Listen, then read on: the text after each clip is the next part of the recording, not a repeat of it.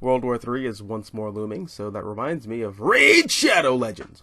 I'm kidding, I don't actually make money off of YouTube, so I don't have to do that. Hey, what's going on, guys? So I've noticed that I don't often make full-on videos about video games anymore, so I thought that I would rectify that with a little video talking about Marvel Rivals. Now, this is a game that dropped about 6 or so months ago. It's a live service, third-person, 6-man, player versus player online shooter. In short, it's basically everything that people who play video games complain about modern gaming, which is a miracle that it's as good as it is. So ever since this game dropped back in December, this has been my, comfort game, which is ironic given how stressful matches can get, considering I'm really not an online gamer like that. I usually just stick to single-player games because playing with myself just comes naturally, I guess. But also, I'm just actual dog shit at this game. My win-loss ratio, if measured by color, with wins being silver and losses being red, would probably look like a Sith Lord's lightsaber. It's not good at all. Be that as it may, I still find a lot of enjoyment out of this game just as a comic book fan.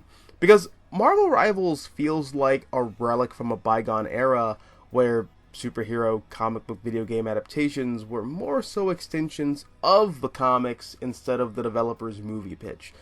This puts me in mind of games like Spider-Man Web of Shadows, Activision's Deadpool, X-Men Legends, Punisher for the PS2, and in a post-Arkham City world where AAA superhero games are more often than not these Uncharted-style cinematic experiences, it's nice to have something like this. My buddy from work, well, technically not my buddy from work anymore, he's got a way better job now, so I guess he's just my buddy, but he often describes Marvel Rivals as what would happen after you've left Marvel Ultimate Alliance and Overwatch in a locked room with a bottle of tequila and some gas station honey packs, and from such an unholy union, this glorious monster emerges.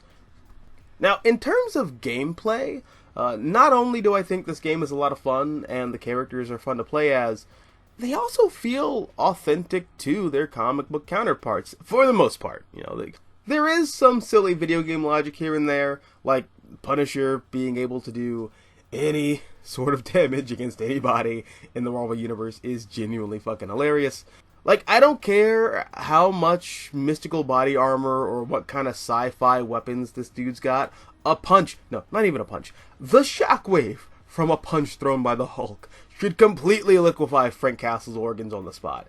And there's some other stuff here too, like Moon Knight having his MCU moon powers, and Iron Fist having Kung Fu flight. All that is stuff that I am, on principle against, but it's a video game, so whatever. Stuff like that is in the same ballpark as Arkham Batman using detective vision as opposed to being an actual fucking detective, or Insomniac Spider-Man's costume more or less being a bootleg spider-themed Iron Man armor. In any other context, I think that's stupid. But again, it's a video game, and I've said this before, but I will absolutely 100% prioritize gameplay over lore accuracy every time. I just think that the video game logic is funny, that's all. But even with that in mind, generally speaking with this game, I like the way the characters move throughout the environments, and I think the combat is, again, generally speaking, pretty on point with everybody and how they move and fight in the comics. The characters are broken into 3 categories. You have Vanguards, which are your tanks. You have Duelists, which are your DPS or damage per second characters. And you've got Strategists, who are your healers. And you can break those categories down into even further subcategories based on the nuances of, how they move around the environment and deal out damage. Characters like Iron Man, Storm, and Human Torch are duelists who can all fly. And, they rain death from the skies. But then you have characters like Spider-Man, a DPS who can zip around the map on his webs at Mach 5, and as opposed to some of the other DPS characters, his abilities are combo-based rather than range-based. So he gets in, does some real damage, and then gets out. And he's a great distraction for flyers, and if you're a Spider-Man that knows what you're doing, you can absolutely knock flyers out of the sky. But counter to Spider-Man are characters who lay traps. like Penny Parker, who is a tank with her web cluster nests that are full of spider bombs that can catch an unsuspecting Spider-Man off guard if you ignore your spider sense and make a misstep, or if you just run out of web fluid and you can't swing away fast enough. Same with Namor, who is another duelist with these squid fucker face squirter things. Those make him a really good counter to Spider-Man and other flying characters alike. But then you have long-range DPS characters like Black Widow, Punisher, Hawkeye, and Moon Knight, who can deal absurd amounts of damage, but because they're just like people in silly little costumes, they can't take that much damage, so their best bet is in the back lines, or off hiding somewhere, or moving around constantly.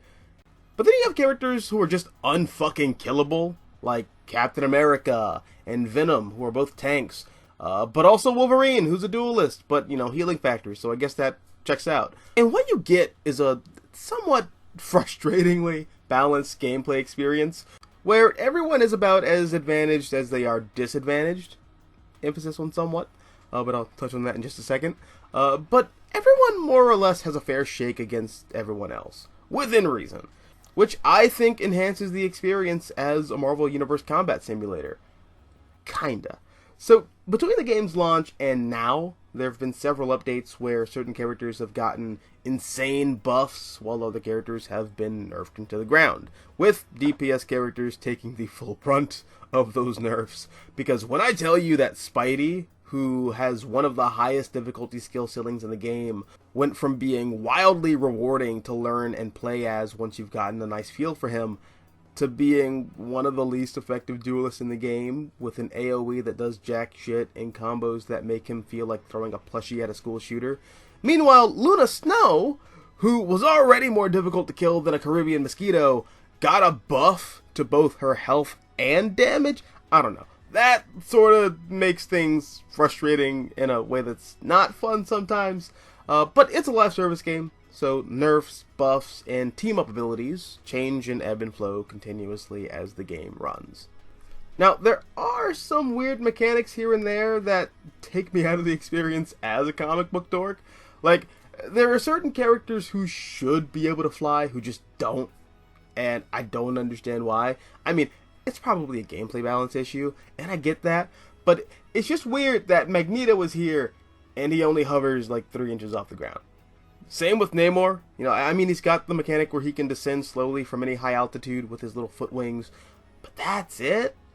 And as fun as it is to yoink Thor off the map as Spider-Man or as Winter Soldier, it's Thor, dog. Like, where is the logic in that?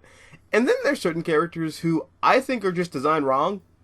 And if you don't read comics, or if you don't care about comics and you just want to play a fun video game to have fun, I'm sure it doesn't matter, and I guess it really doesn't. This is just me having weird preconceived notions because I'm a comic book fan.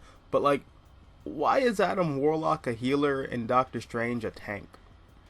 I would assume that those roles should be reversed, with one of the many great value Marvel Superman analogs being a tank, who should have the ability to fly, but that's neither here nor there, and the literal medical professional as one of the game's healers. I don't know. That's just really weird to me, and I don't think I'll never not be weirded out by that. I also think that the character designs and alternate costume selection is weird. Like, the basic character designs are kind of hit and miss. I'm generally in favor of a lot of the default NetEase character designs, despite the fact that almost none of them are the classic comic book designs, even though the game will insist that the default costumes are the classic designs. And there are certain characters who do have comic book skins. I think Thor has a couple. Punk Storm is definitely an option, which I think is really cool. Wolverine, kinda. It's his Deadpool Wolverine movie costume, but that's basically just the classic Wolverine costume anyways. Bucky's Revolution costume from the Cold War comic book is here. Psylocke has her classic costume, because of course she does. But there's no option for a classic Punisher, or a first appearance Star-Lord, or classic Fantastic Four costumes. Even Spider-Man, and that's a dead horse that I'm going to try to let rest in peace.